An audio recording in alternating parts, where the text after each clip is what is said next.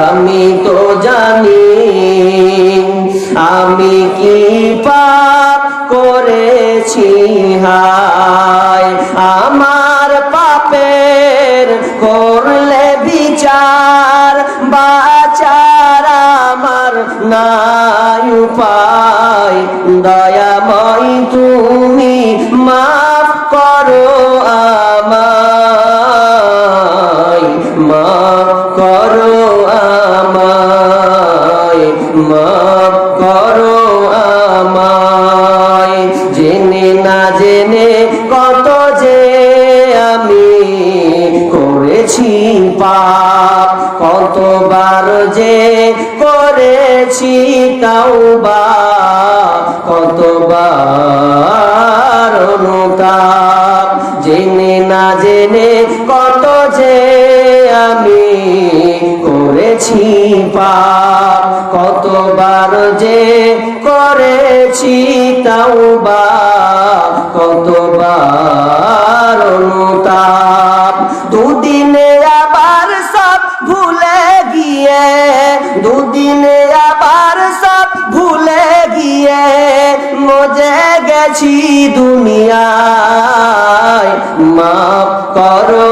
আমায় মাফ করো আমায় পৃথিবী না জানুক আমি তো জানি পৃথিবী না জানুক আমি তো জানি আমি কি পাপ করেছি হায় আমার পাপের করলে বিচার বাঁচার আমার নাই উপায় দয়াময় তুমি মাফ করো আমায় মাফ করো আমায় মাফ করো আমায়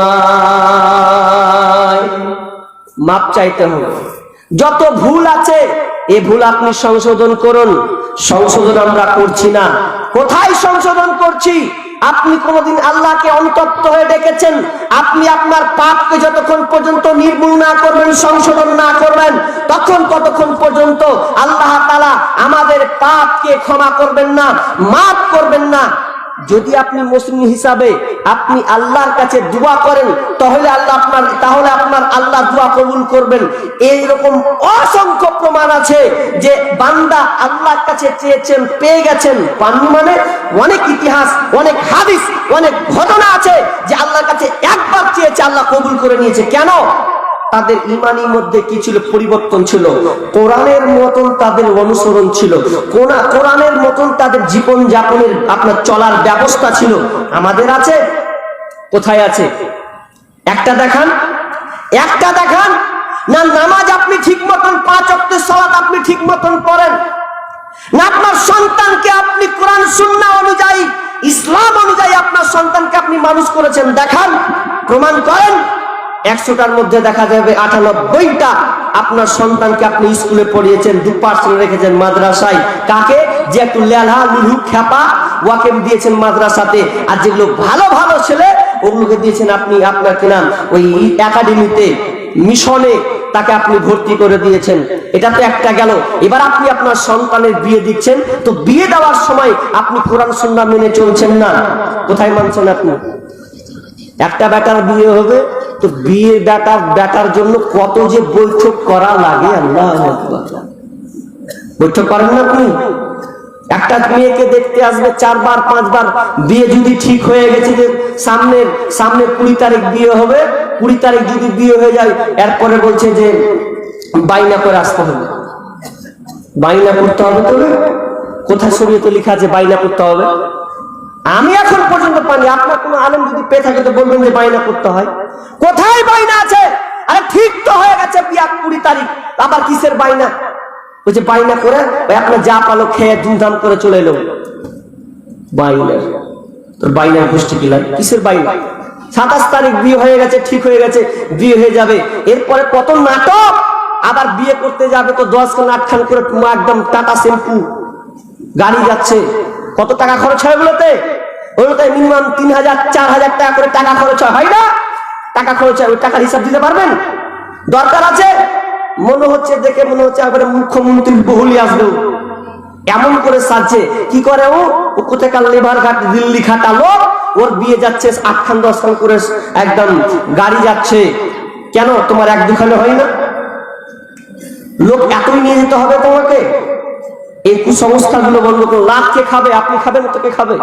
তা আগে বলেন, এই আপনি যে রীতিনীতি এই নিয়মগুলো চালু করেছেন, এটা ইসলাম? ইসলাম আপনাকে দিয়েছে, পারমিট করেছে, আপনি করতে পারবেন? বলেন বুক ফুলিয়ে। এই যে হলুদ মাখাটা, আমি হলুদ মাখছেন, এই হলুদ মাখাটা কোথায় পেলেন আপনি সিস্টেম? এমন হলুদ মাখা যে ওকে আবার মানে ও আবার কি করছে, ওর বেটি ফের করছে, মানে কি বলে হলুদ কাপড় পরে না, হলুদ কাপড় পরে ও ফের আবার মাও ফের 2 দিন পর দেখছি পড়ছে। আমি বলছি এবার কোন রেওয়াজ রে ভাই? ও নাই পড়লে পড়লে পড়লে তো আর মাকেও দেখছি 4-5 দিন ধরে পড়ছে। এটা হিন্দুদের রেওয়াজ, হিন্দুদের কাছ থেকে এই সিস্টেমটা এসেছে। আর আপনি কি করছেন?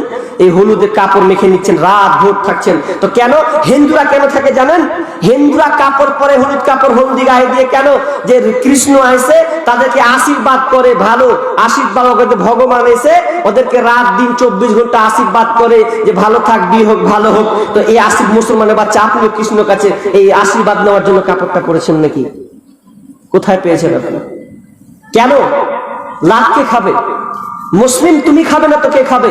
তোমার চাল চলন তুমি ঠিক করো, তোমার চরিত্র আগে ঠিক করো। তোমার বিয়ের ইসলামী রীতিনীতি কোথায় গেল? বিয়েগুলো হচ্ছে কোথায়? তো ইহুদিদের মতন, হিন্দুদের মতন হচ্ছে। তো হবে না। মুসলমান আজকে আবার এখন আবার মুসলমানের সময় চলে এসেছে, খাতনা করা হবে। তো খাতনা যখন কাটছে তো কি করছে? তো আপনার ঢাল মানে ঢোল ডিজে বাজিয়ে, ঢাক ঢোল বাজিয়ে, ডিজে বাজিয়ে আর খানা খাওয়িয়ে মুসলমানি করতে হচ্ছে।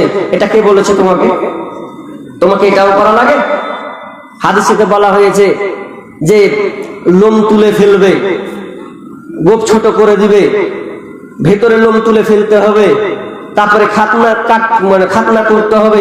তো একটা হাদিসে বলা হলো, তো তুমি একবার করতে পারলা না যে তোমার তুমি খাতনা করা কোন মানে মানুষ ডেকে খাওয়িয়ে দিচ্ছ, তো তুমি একবার এটাও করে দাও। যেদিন তুমি বগল তুলে চুল তুলবে, সব লোককে খাওয়াবে, করো দেখি, টোল বাজাবা। লোক বলে কিসে যে বগল তুল বাইজকে ডেকে নিমন্ত্রণ দিচ্ছি সবকে, করেন না দেখি? তখন তো করবেন না। কে বলবে, কে বুঝায়? ইবনে মাসউদ রাদিয়াল্লাহু তাআলা আনহু, ইবনে মাজার 4039 নম্বর হাদিস আপনি খুলুন। ইবনে উমর হাদিসটি বর্ণনা করছেন, মানুষ যখন 5টি পাঁচ, রাসূল সাল্লাল্লাহু বলছেন যে কোন দল যদি এই 5টি কুকর্মে লিপ্ত হয়, 5টি কাজ করে, তো আল্লাহ তাআলা অপোজিট যেমন পরিবর্তন, আপনি ভুল কাজ করবেন তেমন 5টা বিপদ আল্লাহ চাপিয়েও দিবেন। 5টা বিপদ চাপিয়েও দিবেন। লম্বা কথা আছে, বলবো।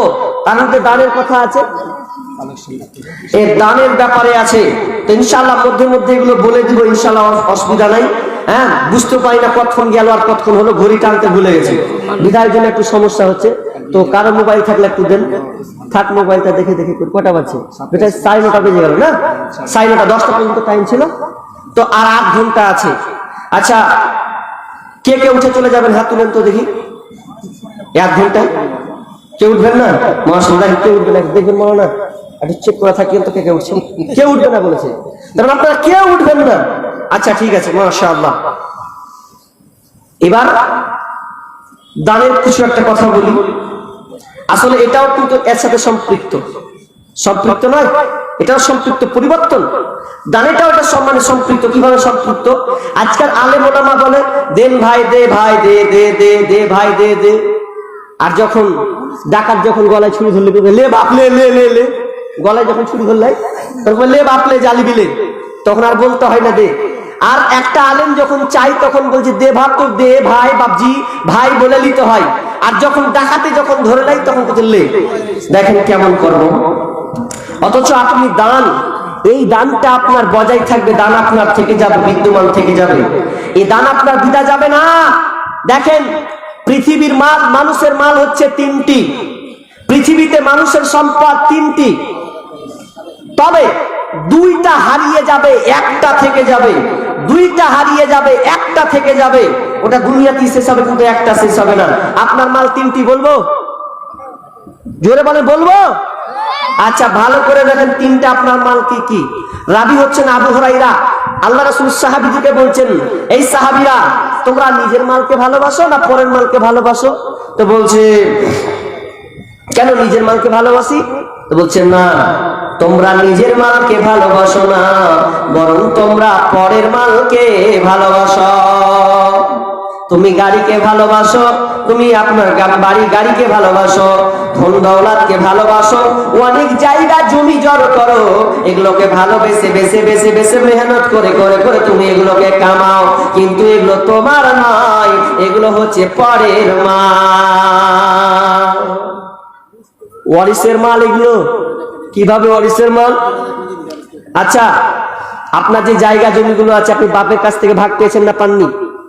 পেয়েছেন তো। আপনার বাপ আপনার দাদুর কাছ থেকে ভাগ পেয়েছে না পায়নি? পেয়েছে।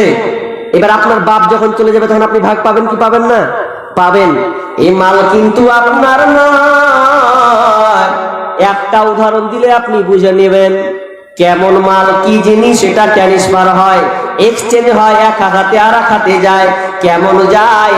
আপনি বাসে চড়েছেন, ট্রেনেও চেপেছেন, তো ট্রেনে যখন চাপবেন টিকিট কেটেছেন আপনি হরিশ্চন্দ্রপুর থেকে নিয়ে মালদা, তো ওই ট্রেনটা যাবে আপনার কলকাতা পর্যন্ত। এবার কলকাতা পর্যন্ত যদি ট্রেন যায় আর আপনি চেপেছেন হরিশ্চন্দ্রপুর, এরপর হরিশ্চন্দ্রপুর টু মালদা, টিকিট কেটেছেন আপনার কিনা 30 টাকা হোক আর 50 টাকায় হোক। এবার বলেন আপনি ট্রেনের যে আপনি চেয়ারে বসেছেন, বেঞ্চে বসেছেন, যে জায়গায় বসেছেন, ওটা মালদা নামার পর কেউ বসবে কি বসবে না? জি, কেউ বসবে কি বসবে না? বসবে। আপনার কতটুকু ছিল? আপনার হরিশ্চন্দ্রপুর টু মালদা এই পর্যন্ত আপনার আপনার বসা ছিল, এরপরে অন্য কেউ এসে বসে যাবে কলকাতা যাওয়ার জন্য। ঠিক তেমনি ভাবে আপনার মাল কিন্তু আপনার নয়, এটা হচ্ছে ওয়ারিসের মাল। যখন আপনি মরে যাবেন আপনি এই মালগুলোকে কবরে নিয়ে যাবেন না, এই ওয়ারিসের মালগুলো ভাগ বিবন্টন হবে। আপনার 4টা সন্তান হলে আপনার ছেলে মেয়েরা ভাগ বিবন্টন করে নেবে। বিশ্বনবী বলছেন তোমরা অপরের মালকে ভালোবাসো রে, তোমরা নিজের মালকে ভালোবাসো না। তোমার মাল 3টা।